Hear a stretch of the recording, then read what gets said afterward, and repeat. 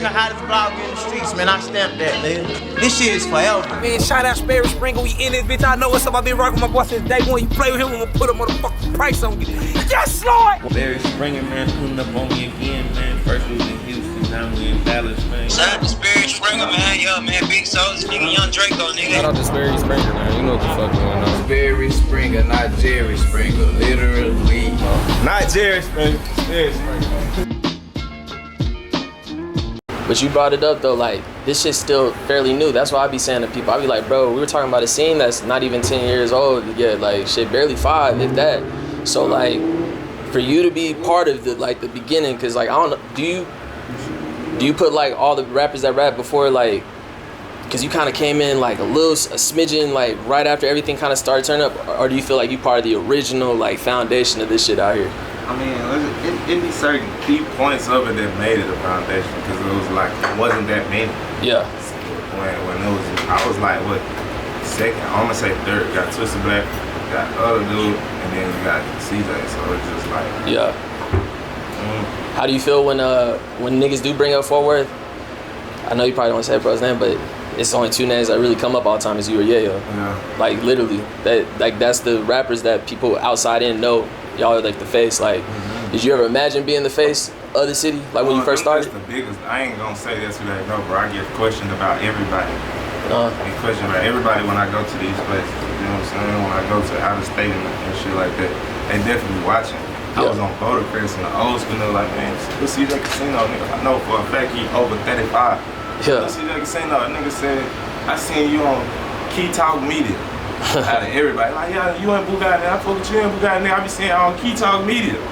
You get what I'm saying? On Bouldercrest. Yeah. In Atlanta, on G's, he said Key Talk Media, so I know, like, this shit. The reach is far. Yeah, that shit bigger than what we think it is. You get what I'm saying? A lot of folks doing that shit, though. What do you think about your influence, though? Like, I ain't gonna lie, bro. Like, I always say. I feel like I'm the only one. I personally feel like I'm the only one in Fort Worth that was influential. Not saying inspiring. I feel like that it's other people that was more inspiring. When we talk about influential, we talking about motherfuckers. Break down influence. What you mean? Like motherfuckers say they influence. Like I influenced a lot of niggas to rap. The rap style. You're not gonna hear a lot of people saying, "Hey, he raps like him." No, they say he rap like CJ. Yeah. You get what I'm saying? So it's just like a lot of folks. You know how you take something from certain artists, you get what I'm saying? Nobody took nothing from you. You get what I'm saying? Yeah. Nobody took nothing from me. I'm the one that, come on now, you know it. Yeah. Do you feel like a lot of rappers didn't took the flow or came out with the flow or sound similar to CJ? Or do you feel like it was just the whole shit?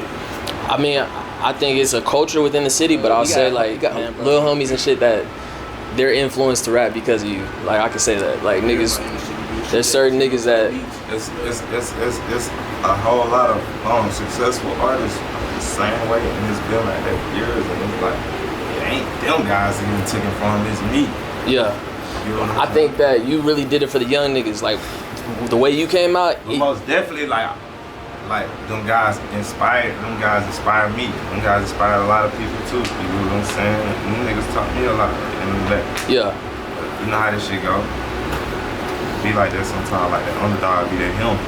But shit, you're not the underdog no more, so now you one of the big dogs. So like, with being a big dog, do you feel like it's a target on you? Is that why like it's like people like throwing rocks at the throne, or like niggas like really trying to like, you know, go at you because you're like, you are the big dog in the yard? I don't feel like that shit, because I just know it's gonna be more talent that's gonna come back this bitch and go farther and farther than what I done did. So at any given time, shit can change, you know what I'm saying? Any given time, that shit can change. Everybody gonna have to go through when you that nigga anyway, you know what I'm saying? You gotta go through the same shit. Yeah. It's not how this shit go, man. I mean, shit, when we talk about influence, one of the things I feel like, you know, shit really out here brought it in, but you literally branded it with some of your early mixtapes was the whole ape shit, Planet of the Apes, all that shit, you know what I'm saying? And like, now you see that shit a part of the culture, not just hip hop, but it's like people ape emojis, and you know that's the thing. Like when you did it, it kind of looked like random, like what apes, you know, like all that shit. Like, what do you think about like how that shit became like catchy and trendy? Ain't gonna lie, boom, so boom, I'm just because I'm really an East Side gorilla. I'm a 3-7 year D on blood. Yeah. But that's regular in the rap game. Cause if you notice, every rapper is coming with their own slogans or their own emoji that they fuck with or their own whoop whoop. You get what I'm saying? I just ain't wanna. I'm a gorilla. I just ain't wanna run with gorilla because it's took it. The time when it was on some ape shit, ain't nobody say that animal. You get what I'm saying? That was some shit that was just up for grabs. Yeah. So instead of just saying common shit like gorilla, I just ran with apes, Planet of the Apes. But basically because of the movie, Planet of the Apes. But I'm an ESG nigga and I speak on Fort Worth, Texas. Yeah. You know what I'm saying? So I give that credit to every side. Planet of the Apes is based on Fort Worth, Texas. It ain't just Stop 6 like we just no nigga. This whole bitch goes down. You know what I'm saying? Right. So, it's a jungle. That was a lot with just introducing Fort Worth because where I go, they words. Like, I ain't even motherfucking Dirty Game. When I'm from Fort Worth, people are seeing that shit and won't know what the fuck I'm talking about. Yeah. You know what I'm saying? So a lot of my shit is really, bro. A lot of my music, bro. If you really get it, it's pushing Fort Worth. You know what I'm saying? And other H, point blank period. I'll tell you one that's an underrated project. Not to I can go through your catalog all the time, but you know it was a real underrated tape, the Murder Music joint. Murder Music. Murder Worth Music. That was crazy. Murder Worth Music, man. Yeah, that was the first distribution I did for World Star, and I feel like I got World Star on my trail. Now this gonna be the biggest. Yeah. What I'm finna name this tape? Damn, you put the city on. Murder Worth Music. So now nigga can say they from Fort Worth and automatically you got eyes on you. You get what I'm saying? When you say you from Fort Worth, they listen. Who you know? Do you know who CJ is? Do you know who any of these little other rappers is? What side you from? What click you and the motherfuckers really trying to get to know you now. From this shit. It goes down. Oh, that shit epic. Man, for you to get to where you at right now, cause like shit, it's established, it's set in stone, like, you know what I'm saying? Like, shit, you can really eat off this rap shit for the rest of your life type shit now. But being through everything you done been through, everything you done seen, the ups, the downs, whatever, like adversities, obstacles, what's been like, just to you, like some shit that was like, yo, like niggas can't take this from me, like I did that, or like I got through this, or is there anything through the journey that's like kind of sticks out? I mean, yeah. Just basically the fact of me knowing that I influenced all of these people from Memphis, Alabama, Texas, Dallas, all over this motherfucker, like, you know what I'm saying? And I'm hearing that shit, South Carolina, I'm like hearing that shit, so that's what made me like, I know for sure I'm gonna be getting paid for this shit the rest of my life, like, I'm an originator. Think about it, when you an originator, you ain't gotta go out here and say, hey, you stole my flow. Hey, I'm gonna dish this guy because he sounds like me. I'm player about this shit. At the end of the day, I'm gonna acknowledge the fact that this is going on because as an artist, you want your credit. Right. I'm not gonna bash nobody or go hard about it because I know I'm gonna be good. I'm gonna be straight. I'm an originator. You know what I'm saying? Yeah. You can't kick it like me, no matter what. You ain't gonna say the shit that I think of. So, you know what I'm saying? Nah, for real. Shit. Then I ask you this though, bro. Like, when you like first like got it jumping, like when you dropped the game, shit only, all that type of stuff. Actually, before I even go into that, you know, I did a couple interviews with Payne. When we talk about CJ and the early shits, you know, we always have our favorite joints, but he always says he slept on Attack. Yeah. He said he liked Dirty Game more. Like out of all them joints that you dropped at the beginning, was there one that you thought was gonna ring off more, or you was surprised that like niggas fucked with? Or? Man, I was totally shocked. I was totally shocked, bro. I ain't gonna care. Which one? Attack? Attack. Yeah. But I'm knowing enough shit. I put my heart and soul in and I liked it enough to say, hey, I'm finna shoot through the ace. I'm talking about for sure. I recorded that song at a bullshit studio, bro. And when I recorded both of them, and when I heard both of them, I'm like, ooh, I can put these bitches together and shoot that bitch like what's the name did this.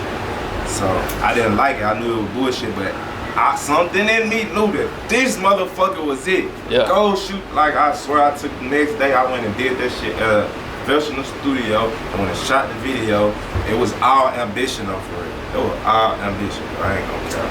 Right. That's what I be saying these days. A lot of niggas just gotta have ambition, bro. There's a lot of niggas they be hitting me up on fan shit.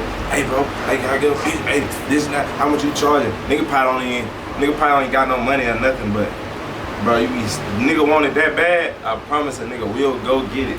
Right. You can look at him like, nigga, damn, that nigga, he tripping. That nigga want that shit bad enough to be weird to you.